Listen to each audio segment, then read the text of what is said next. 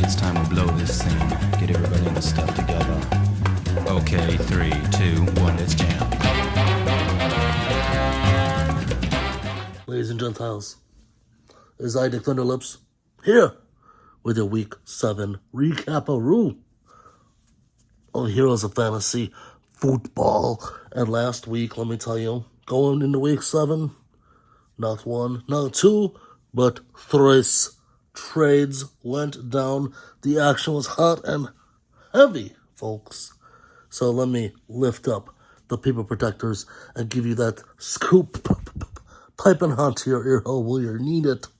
As hurts so bad, it's good. Swapped Puka, me darling Nakua, and T. Higgins to Mr. Ricky G, the Chief, for Michael Pittman Jr. and Hollywood Marquis Brown, and a little swappity-doo, shaking up the teams here. We'll see how that worked out for both parties in a sec. But the second trade that went down the same day was the Federal Bureau of Investigation.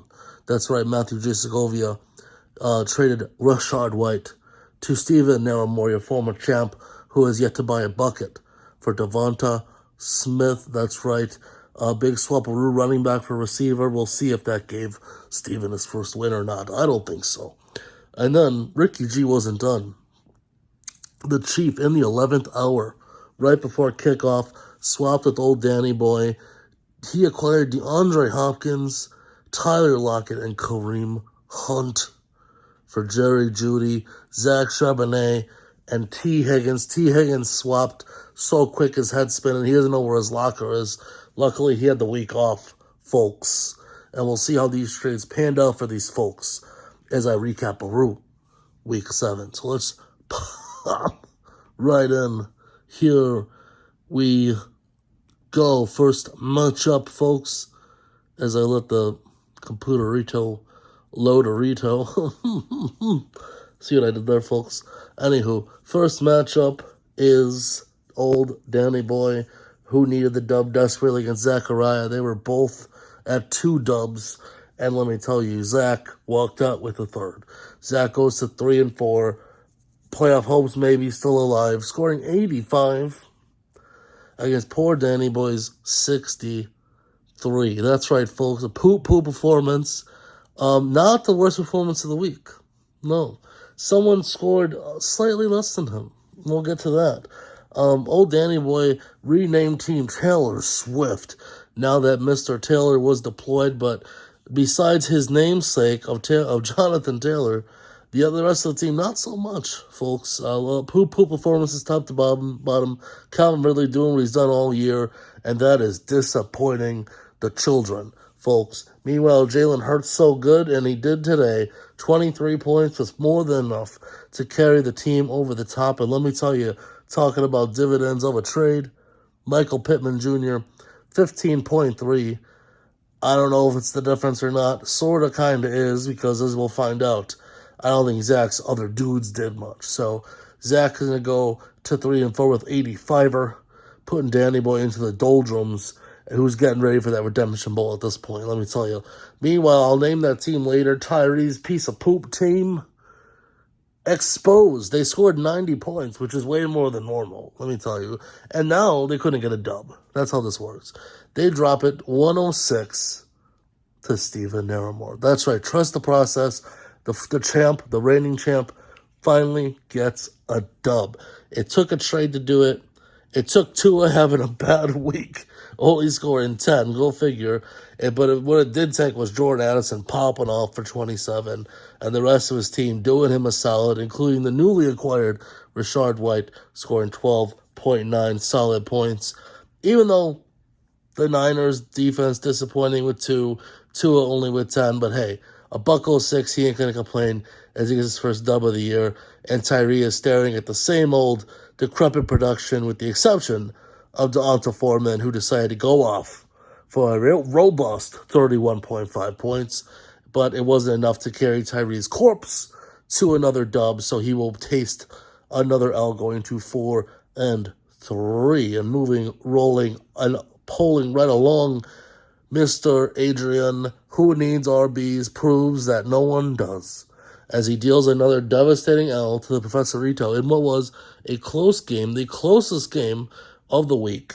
And there was another close one, but this one was close, folks. Only 3 points, 85 to 82.9. Very close. Professor takes his fourth L, going to 3-4, as he watches Kirk Cousins try to will him to victory. However, he got a big gooser from Tony Ingram, probably because the Cardinals couldn't figure out what his first name was for the roster sheet and just didn't even use the dude. What a disappointing day for one of Oscarito's big free agency pickups. And he's nothing but a put down, let me tell you. Meanwhile, Brock Purdy only dropping 12. But the story here is another 20 from Tyreek Hill. And even though he got a gooser from Cole Kmet to match the other gooser, he got just enough juice to go over the top and beat Professor as Adrian goes to 4-3, still without them RBs, let me tell you. And here we go, another trade recipient, Matt Segovia, pulling off trades, getting dubs. I'm sensing a trend here with the exception of Danny Boy. As the Dairy leaks, Jay Sizzle drops to 3-4. Matt goes to 4-3, scores 118 to 95, a big dub here. Joshua Dobbs with 16 in a pinch. And Jamar Gibbs finally shows up with 23, and Kelsey showing out for Miss T Swift with a big 29 piece.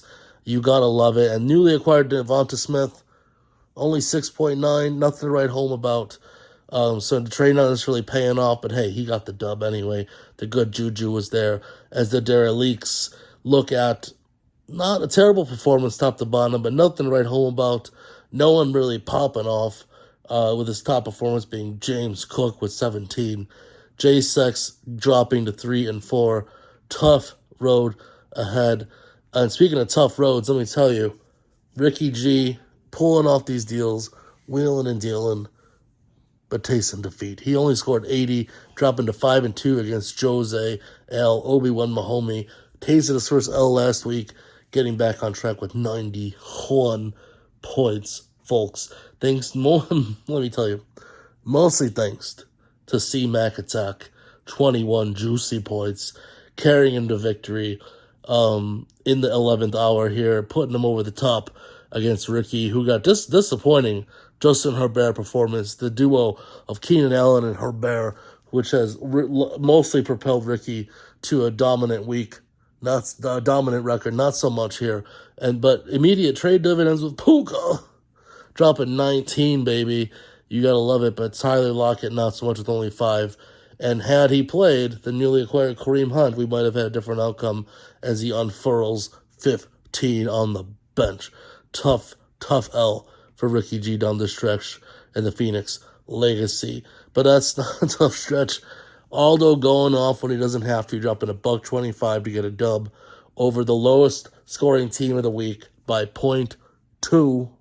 That's right, Dwayne Rainey, that's so Ravens, scored .02 less than Danny Boy. Will taste defeat, the same record as Danny Boy, 2-5, as Big Aldo goes 2-4-3. Thanks to Mahomey going off for 33 big juicy ones. A.J. Brown and dropping 24 and Camaro at 23. Some redonkulous performances, especially when you consider he's got a 20-piece from Gus Edwards on the bench. All those team is looking good down the stretch, a force to be reckoned with. And that's so Ravens, not so much, folks. Not much going on here. Disappointing performances top to bottom for Mr. Rainey as he looks to improve things going into the Redemption Bowl, where he's likely to head with Danny Boy and Stephen Naramore. R.I.P. Meanwhile, R.I.P. to C. Jizzle's dominant season as he tastes another L. Scoring $1.05 but going down to 119. The Barksdale organization, Alfredo, getting another dub, staying alive at 3-4 with 119. And let me tell you what to put CJ on trial is none other than not Omar, it's Lamar. That's right, 33 points. Along with a 20-piece to his boy, Mark Andrews, as the Ravens were flying high. If Dwayne only drafted the dudes from the team he loves, he'd be doing really well, I think. I don't know. 16 from Amon St. Ra as the Lions got shellacked, but he still somehow did some van damage. But Josh Allen and NTN did what they could for C Jizzle, but other than that, the wheels just came off down the stretch for a lot of his dudes underperforming. I say a lot, it's only a few of his dudes. He's not used to it, okay? But he takes an L, although he scored 105, which is still pretty good. So, that's the thing. Anywho, we're getting down the stretch. It's getting tough. We got to look at the standards, see where the cluster Fukin is standing. And as we will see, Obi-Wan Mahomey Al standing atop the mountain at 6-1 with Ricky G and C Jizzle in second still with 5-2 records. And then we've got the cluster. We've got the 4-3 battle for fourth. We got Aldo, we got Segovia, we got Adrian, and we got Tyree, flim flam man of a team, all at 4-3. And then the 3 and 4 is still alive, sort of in theory. Hurt so bad it's good. You got Zachariah, you got Alfredo, you got Oscar, and Jay Sizzle, and just kind of pooping along. Technically not eliminated yet, but it's rough. Danny Boy, Dwayne Rainey, and, well, your champ. Not so much. Last place. So, keep willing, dealing, keep making those moves. You still got time, folks. And there's still the Redemption Bowl, so clean it up. And remember, dicks out, baby.